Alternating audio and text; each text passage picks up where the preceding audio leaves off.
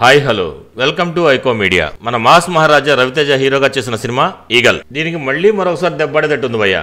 సంక్రాంతికి రిలీజ్ అవ్వాల్సిన ఈ సినిమాని సోలో రిలీజ్ ఇస్తాం అంటూ సినిమాని పోస్ట్పోన్ చేయించారు. ఈ విషయం మనందరికీ తెలుసు కదా. ఈ సినిమాని ఫిబ్రవరి 9వ తేదీన రిలీజ్ చేసేందుకు డేట్ ఫిక్స్ చేశారు. అంతవరకు బాగానే ఉంది, కానీ సోలో రిలీజే డౌట్ గా ఉంది. నిజానికి ఫిబ్రవరి 9న డీజే స్క్వేర్ ని రిలీజ్ చేస్తామని దిల్ రాజు ప్రకటించారు.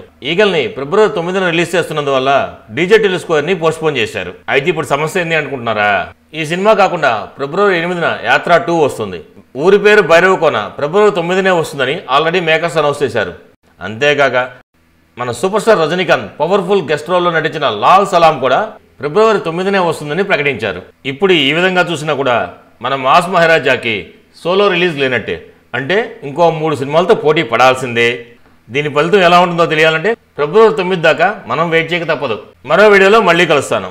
మా వీడియో కనుక మీకు నచ్చినట్లయితే మా ఛానల్ సబ్స్క్రైబ్ చేసుకోండి, లైక్ చేయండి, షేర్ చేయండి, మీ అభిప్రాయాన్ని కామెంట్ రూపంలో తెలియజేయండి. Thank you very much. Bye bye.